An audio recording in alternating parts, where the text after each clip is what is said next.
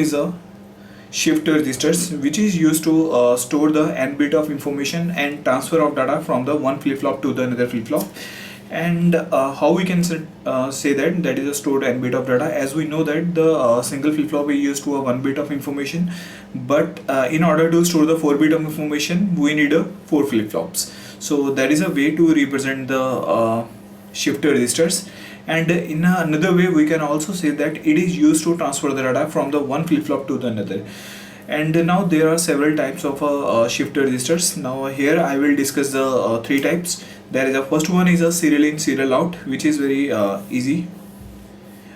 In this case you have to use the 4 flip flops, because you are designing the 4-bit shifter registers. There is a D1, D2, D3 and D4. There is a D type flip flop, and here you have to provide the serial input, and you are taking the output serially and connected the output of a one flip flop to the input of another flip flop. And this one is a output of a D2 flip flop to the input of a D3 flip flop, and then for D4 flip flop accordingly.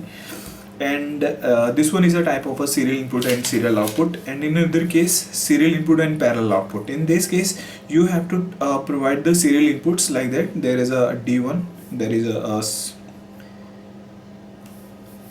again the output of a Q1 is connected with the D2, and the output of Q2 is connected with the D3, and the output of a Q3 is connected with the D4, and these are basically the outputs.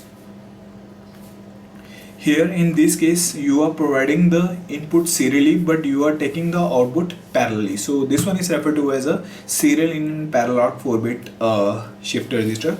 And in another case there is a parallel in and parallel out. This is an example of a 3-bit shift register, in which you are providing the parallel inputs to each flip flop and taking the parallel output from the each flip flop. And this one is referred to as a parallel in parallel out shift register. Thank you.